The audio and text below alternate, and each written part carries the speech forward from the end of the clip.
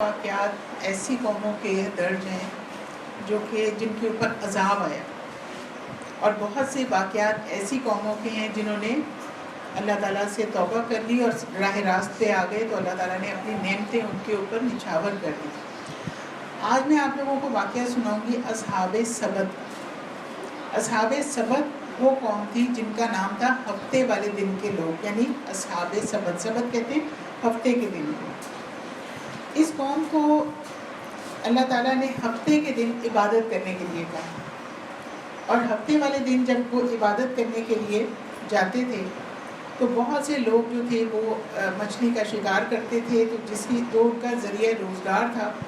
تو عبادت کرنے کے لیے جب وہ ہفتے کے دن جاتے تھے تو جس سمندر سے وہ شکار کرتے تھے مچھلی کا، اس کے اوپر ہفتے کے دن بہت زیادہ مچھلیاں اوپر آ جاتی ہیں، اور جب اوپر مچھلی آتی ہے تو وہ شکاری کے لیے بڑا ایک آسان موقع ہوتا ہے کہ وہ اس کو جلدی سے شکار کر لے۔ لیکن ہفتے کے دن ان کو شکار کرنا، کاروبار کرنا منع تھا۔ جس طرح سے ہمیں کہا جاتا ہے جمعے کے دن نماز پڑھو، کرسچنز کے لیے اتوار کا دن ہوتا ہے کہ وہ انہوں نے اپنے چرچ جانا ہوتا ہے، اسی طرح سے مختلف لوگوں نے اپنے اپنے دن اللہ تعالیٰ کی طرف سے بعض لوگوں کے لیے کچھ اور احکامات ہوتے ہیں۔ تو اس قوم کے لیے ہفتے والے دن عبادت کا دن تھا اور ان کو کاروبار سے منع کیا گیا تھا۔ تو زیادہ تر لوگوں کا کاروبار کیا تھا؟ مچھلی کا شکار کر کے مچھلی بیچنا، ٹھیک ہے۔ تو اب وہ جب ہفتے والا دن آتا تھا تو اللہ تعالیٰ کی طرف سے سمندر کے اوپر بہت زیادہ مچھلیاں آ جاتی۔ اب ان کے دل میں لالچ پیدا ہوتا تھا کہ ہم شکار کریں، لیکن حکم ہوتا تھا کہ آپ جا کے ہفتے والا دن ہے تو عبادت کرو۔ اب اس قوم میں جو لوگ اس لالچ میں تھے کہ ہم شکار کر لیں، لیکن انہوں نے کیا طریقہ پکڑا؟ کیونکہ ان کو بہت زیادہ منع کیا جاتا تھا کہ آج کے دن شکار نہیں کرنا، اور مچھلیاں بھی بہت زیادہ نظر آ رہی ہوتی تھی، تو وہ یہ کرتے تھے کہ مچھلیوں کو گڑھے کھود کے تو سمندر سے الگ کر لیتے تھے اور نمازیں پڑھنے اپنی عبادت کرنے چلے جاتے تھے۔ اب ہفتے کے دن تو وہ یہ کام کرتے تھے، اور کیونکہ مچھلی زیادہ اوپر آتی تھی ہفتے والے دن، اور اتوار والے دن وہ کرتے تھے ان گڑھوں میں سے مچھلیوں کو پکڑ لیتے تھے اور پھر اس کے بعد ان کو بیچ دیتے تھے۔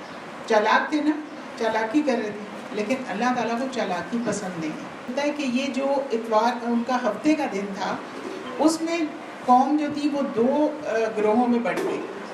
ایک وہ جو کہ اس طرح گڑھے کھود کے مچھلیوں کو گڑھوں میں کر لیتے تھے، اور دوسرے وہ جو سیدھے اپنی عبادت کرنے چلے جاتے تھے۔ اب کیا ہوا کہ ان لوگوں کو منع کرنے والے بھی لوگ کھڑے ہو گئے۔ انہوں نے کہا کہ تم بہت زیادہ چالاکی کر رہے ہو، اور یہ مکاری اللہ تعالیٰ کو پسند نہیں ہے، ایسا نہ کرو۔ تم یہ گڑھے کھودتے ہو اور اس کے اندر مچھلیوں کو تم کر لیتے ہو، اور اتوار والے دن تم ان کو پکڑ لیتے ہو۔ تو بات یہ ہے کہ کام تو تم نے ہفتے والے دن کیا نا، چالاکی تم نے دکھائی ہے کہ ہفتے والے دن کام کر لیا، لیکن مچھلی پکڑی تم نے اتوار کو ہے، لیکن کام تو تم نے ہفتے والے دن بھی کر لیا جو کہ منع ہے۔ انہوں نے کہا اچھا ٹھیک ہے، تم اپنا کام کرو۔ اب اس طرح سے 3 گروہ بن گئے۔ ان میں سے ایک وہ جو مچھلی کا شکار ہفتے والے دن اس طریقے سے کر لیتے تھے، ایک وہ تھے جو انہیں منع کرتے تھے، اور تیسرا گروہ وہ تھا جو کہ انہیں منع بھی نہیں کرتے تھے۔ وہ کہتے تھے ہمیں کیا، ہم تو نماز پڑھنے جا رہے ہیں، ہم تو اپنی عبادت کرنے جا رہے ہیں ہفتے والے دن، تو ہمیں تو کوئی ضرورت نہیں ہے، وہ جانے اور ان کا خدا جانے۔ اور اس طرح سے 3 گروہ بن گئے۔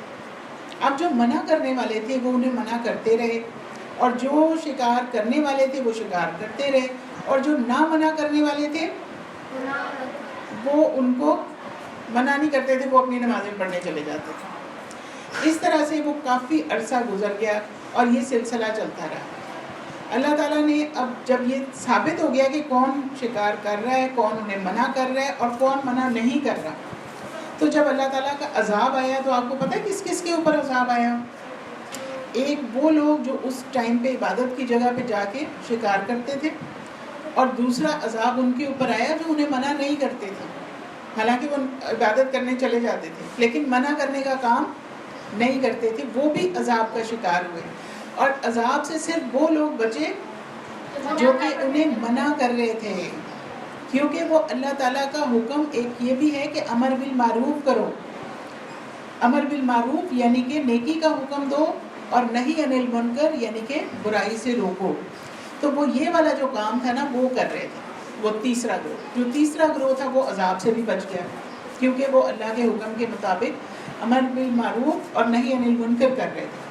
تو نیکی کا حکم دینا، برائی سے روکنا یہ بہت ضروری ہے، ورنہ اگر آپ ان کو منع نہیں کرتے، کہیں برائی ہوتے دیکھیے اور منع نہیں کرتے، تو آپ کو ایک حدیث میں بھی میں نے آپ کو پہلے بھی بتایا تھا کہ جو منع نہیں کر رہا ہوتا اور خاموش رہتا ہے برائی کو دیکھنے کے باوجود، اس کو دگنا گناہ ملتا ہے، ایک اس خاموشی کا اور ایک اس گناہ میں راضی ہونے کا. دیکھیں اگر کوئی راضی رہتا ہے تو وہ اس کے ساتھ ہی شامل ہو جاتا ہے، اور اگر امر بالمعروف نہیں کرتا تو اس کو اس بات کا بھی گناہ مل رہا ہے کہ اس نے وہ فرض ادا نہیں کیا، اس کو پتہ ہے کہ یہ غلط کام ہو رہا ہے تو وہ خاموش رہا ہے. تو یہ جو گناہ ہے یہ ایسا ہے کہ یہ بھی عذاب کا باعث بنتا ہے. تو جن قوموں پہ عذاب آئے ہیں وہ اس وجہ سے ہمیں بتائے گئے ہیں قرآن پاک میں کہ ہم اس گناہ سے بچ سکیں. آپ نے دیکھا ہوگا بہت سی جگہوں پہ ہم گزر رہے ہوتے ہیں اور ہمیں کوئی غلط کام ہوتے نظر آ رہا ہے. کوئی اکثر لوگ بجلی چور ہیں، بجلی چوری کر رہے ہیں، میٹر اپنے انہوں نے سلو کیے ہوئے، ہمیں پتہ ہوتا ہے کہ ہمارے آس پڑوس میں اس طرح کے کام ہو رہے ہیں. ہم انہیں سمجھا کے تو کم از کم اپنا فرض پورا کریں کہ یہ غلط کام ہے. یا اگر کوئی ایسا کام جو ہمارے آپس میں فرینڈس میں ہو رہا ہے، ہمیں پتہ ہے کوئی چغلی کر رہی ہے، کوئی غیبت کر رہی ہے، کوئی ایک دوسرے کی کوئی جھوٹ بول رہی ہے، کسی کو ایسی غلط بات کی عادت ہے، یا کوئی ایسا ہے کہ جو ایک دوسرے کی چیز جو ہے بغیر پوچھے اٹھا لیتا ہے اور بتاتا نہیں ہے، تو وہ بھی چوری کے زمرے میں آتا ہے. تو اگر کوئی ہمیں ایسا کوئی غلط کام چھوٹے لیول پہ ہو یا بڑے لیول پہ ہو، جس حد تک ہم اسے روک سکتے ہیں ہمیں روکنا چاہیے. اگر ہم نہیں روکتے تو ہم اس گناہ میں شامل ہو جاتے ہیں. آپ کو پتہ ہے ہم یہ سوچ کے کہ نہیں اللہ جانے اور وہ جانے، اگر اللہ تعالیٰ نے ہمیں اپنا نمائندہ بنا کے دنیا میں بھیجا ہے تو یہ اللہ کا کام ہی ہے جو ہمارے اوپر فرض کیا گیا ہے. جو کام نبی کرتے تھے اب نبیوں کا سلسلہ ختم ہو گیا، اب یہ ہمارے اوپر فرض ہوتا ہے. اچھا، منع کرنے کا جو سمجھانے کا بھی کئی طریقے ہیں. ضروری نہیں کہ ہم ڈنڈا پکڑ لیں، آرام سے پہلے اچھے طریقے سے اور اچھے پیار سے اگر ایک چیز سالو ہو جائے تو وہ زیادہ بہتر ہوتا ہے. اگر کسی کو سختی سے روکنے کی ضرورت پڑے تو وہ بہت آخری ایک مرحلہ ہوتا ہے. تو شروع میں کوشش یہ ہونی چاہیے کہ پیار محبت سے باتوں میں ایک دوسرے کو سمجھایا جائے کہ یہ چیز جو ہے گناہ میں آتی ہے اور ہمارا جو اعمال نامہ ہے وہ گناہوں کی وجہ سے بھاری ہو رہا ہے. تو ہم ایک دوسرے کو پہلے اچھے طریقے سے سمجھائیں، اس کے بعد دیکھیں کہ یہ نہیں سمجھ رہا پھر اور اس سے کوئی بہتر طریقہ کریں. ٹھیک ہے، تو یہ باتیں جو ہیں یہ ہم نے اپنے عمل میں لے کے آنی ہے. قرآن کوئی صرف عبادت اور ایسی چیز نہیں ہے کہ جس کو ہم پڑھیں گے اور ہمیں ثواب مل گیا اور ہم نے سائڈ پہ رکھ دیا اور اپنی زندگی اپنی مرضی سے گزارتے گئے. ایسا نہیں ہے. ہم نے وہ کام کرنا ہے جو اللہ تعالیٰ نے حکم دیا کرو، اور نیکی کے کام اور جو معاشرے کی اصلاح کے کام ہیں، اور اصلاح کے کام شروع اپنی ذات سے کرنے ہیں. ساری دنیا کو نصیحت کرتے رہے اور خود وہی کریں جو ہمارا اپنا دل چاہ رہا ہے، ایسا نہیں ہے. سب سے پہلے ہم نے کہاں سے سٹارٹ کرنا ہے؟ اپنے آپ سے. نیکی کا اور اصلاح کا کام اپنی ذات سے شروع کرنا ہے، اور اس کے بعد دیکھنا ہے کہ اگر ارد گرد اگر کوئی ایسا کام ہو رہا ہے تو ہم نے اس کے بعد اس کو دیکھنا ہے. ٹھیک ہے، اور اصلاح کا کام ہمیشہ اپنی ذات سے کرنا ہوگا. اس کے بعد یہ ہے کہ اگر ہمیں کوئی ایسی چیز نظر آ رہی ہے کہ ہم ایک نیکی ہے، راستے میں گزرتے ہوئے ہم کئی نیکیاں کما سکتے ہیں. راستے کے آداب اگر آپ دیکھیں تو ہم اگر راستے میں گری بھی کوئی ایسی چیز جس سے کسی کو ٹھوکر لگ سکتی ہے یا کوئی پھسل کے گر سکتا ہے، اگر وہ ہم راستے سے ہٹا دیتے ہیں تو وہ بھی ہماری نیکی میں شمار ہو جائے گا. اور روز محشر ہمیں ایسی نیکیاں بے شمار اللہ تعالیٰ دکھائیں گے کہ یہ تمہاری وجہ سے یہ نیکی ہوئی تھی اور یہ اس سے کسی کو فائدہ ہوا تھا، تو یہ تمہارے نامہ اعمال میں نیکی لکھی گئی تھی. تو اگر کسی کو فائدہ ہوتا ہے کسی کی ذات سے تو وہ سب سے بہترین شخص ہے. ایک حدیث میں ہمیں ملتا ہے، رسول خدا صلی اللہ علیہ وسلم فرماتے ہیں کہ تم میں سے بہترین شخص وہ ہے جو دوسروں کے لیے زیادہ سے زیادہ فائدہ مند ہے. اکثر لوگ اپنی چیزیں چھپاتے ہیں دوسروں سے. اپنے تعلیم کے سلسلے میں بھی اسٹوڈنٹس میں بھی یہ چیز بہت زیادہ ہوتی ہے، دوسروں کو نہیں بتانا، اس کو نہ پتہ چل جائے، اس کے نمبر زیادہ نہ آ جائیں. حالانکہ ایک دوسرے کے ساتھ دوستی کا مطلب ہوتا ہے کہ آپ ایک دوسرے کی ہیلپ کریں، ایک دوسرے کی مدد کریں. اگر آپ کو کوئی چیز سمجھ آ گئی اور دوسرے کو نہیں آ رہی، آپ اس کی ہیلپ کریں. تو اس طرح سے آپ کو اور زیادہ، جب آپ دوسروں کو سکھاتے ہیں نا تو آپ کو اور زیادہ میمورائز ہو جاتا ہے، زیادہ پکا یاد ہو جاتا ہے، اور سمجھانے سے آپ کے اور بھی دماغ میں چیزیں بہت اچھی طریقے سے سمجھ آ جاتی ہیں، اور آپ کے کوئی مسائل ہوتے ہیں تو وہ بھی اس میں حل ہو جاتے ہیں۔ تو آپ ایک دوسرے کی جب مدد کرتے ہیں تو آپ کے اپنے بہت سے مسائل حل ہو جاتے ہیں اور آپ کو نیکیاں علیحدہ مل رہی ہوتی ہیں۔ تو ہم نے ہر روز سوچنا ہے کہ ہم کتنی نیکیاں آج ہم نے جمع کی۔ ایک آپ نے کام یہ کرنا ہے کہ ایک ڈائری بنانی ہے، اور رات کو آپ سونے سے پہلے، مومن کی یہ بہت اچھی علامات میں سے یہ ہے کہ وہ اپنا احتساب کرتا ہے رات کو، سونے سے پہلے اس ڈائری میں آپ نے اپنے جتنے اچھے کام اور جتنے کوئی ایسے کام جو کہ ناپسندیدہ ہے وہ دونوں لکھنے ہیں، ٹھیک ہے؟ اور یہ ڈائری بنائیں اور اسے ہمیشہ لکھنے کی عادت ڈالیں۔ اس سے یہ ہوگا کہ جیسے جیسے آپ لکھیں گے کہ یہ میں نے غلط کام کیا، یہ میں نے وقت ضائع کیا، یہ میں نے نماز پڑھی، ہاں یہ ٹھیک ہے، یہ نمبر میرے بن گئے، یعنی آپ نے اپنا احتساب خود کرنا ہے اس سے پہلے کہ اللہ تعالیٰ ہمارا احتساب کریں۔ اس وقت تو صرف حساب کا ٹائم ہوگا، ابھی تو اصلاح بھی ہو سکتی ہے، لیکن جس وقت اللہ تعالیٰ حساب کریں گے اور وہ حساب کا دن ہوگا، اس وقت عمل کا وقت ختم ہو چکا ہوگا۔ تو ابھی تو عمل کا وقت موجود ہے، ابھی ہم اپنی اصلاح کر سکتے ہیں۔ تو ایسی ڈائری کون کون بنائے گا؟ گڈ، ویری کوآپریٹو کلاس، ماشاء اللہ۔ تو آپ لوگ اپنی ایک ڈائری بنائیں جو کہ آپ کی ذاتی ڈائری، اس پہ لکھ لیں ذاتی ڈائری، اور وہ کوئی ایسے ہر کوئی نہ پڑھتا رہے کہ واہ واہ آج تو نماز پڑھی ہے، واہ واہ آج تو یہ کام کیا ہے، ٹھیک ہے؟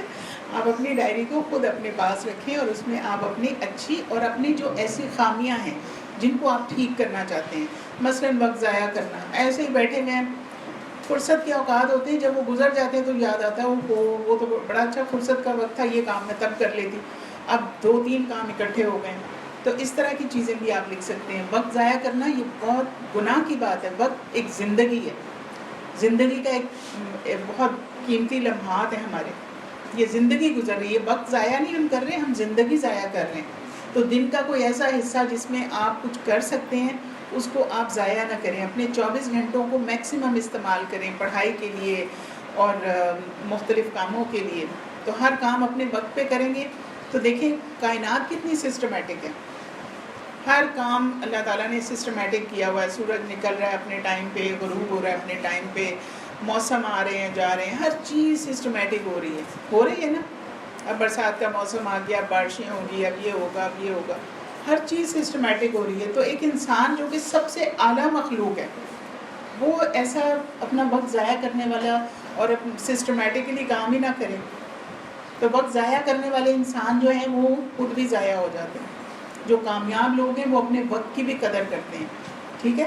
تو اپنی اس ڈائری کو آج کا ہوم ورک سمجھ لیں، اور یہ فار ایور ہوم ورک ہے۔ جو ڈائریز وغیرہ مینٹین کرتے ہیں وہ ان کی لائف بڑی آرگنائز ہو جاتی ہے آہستہ آہستہ، کیونکہ وہ اپنے اوپر غور کر رہے ہوتے ہیں، سوچ رہے ہوتے ہیں کہ ہم کہاں پہ اپنا وقت بچا سکتے ہیں، کہاں پہ ہم اپنے وقت کو صحیح استعمال کر سکتے ہیں، کسی دوسرے کو وہ وقت دے دیں، کسی دوسرے کی کوئی تکلیف دور کرنے کے لیے دے دیں، کسی دوسرے کو کی اصلاح کے لیے دے دیں، کسی دوسرے بچے کو، جیسے اپنے چھوٹے بہن بھائی ہیں ان کو پڑھانے میں دے دیں۔ آپ سوچیں گے کہ میرا کل ٹیسٹ ہے تو اسی ٹینشن میں آپ بیٹھے رہیں، آپ کہیں ٹھیک ہے میں اتنے بجے سے اتنے بجے میں پڑھوں اور اتنے بجے سے اتنے بجے میں اپنے چھوٹے بہن بھائیوں کو پڑھا لوں۔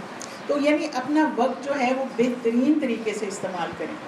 تو جو لوگ کامیاب ہوتے ہیں آپ ان کی کامیابی کی زندگی کے حالات دیکھیں تو آپ کو پتہ چلے گا کہ بہت عروج پہ جو لوگ نظر آ رہے ہیں وہ بہت ہی ابتدائی ان کی زندگی کے ایسے سمپل حالات تھے کہ انسان سوچ بھی نہیں سکتا کہ وہ اتنے بڑے مالی طور پہ اور دنیاوی طور پہ وہ بہت کامیاب ہو گئے۔ تو وہ کامیابی جو ہے ان کے وقت کا صحیح استعمال ہے جس کی وجہ سے وہ کامیابی کی سیڑھیاں چڑھتے چلے جاتے ہیں۔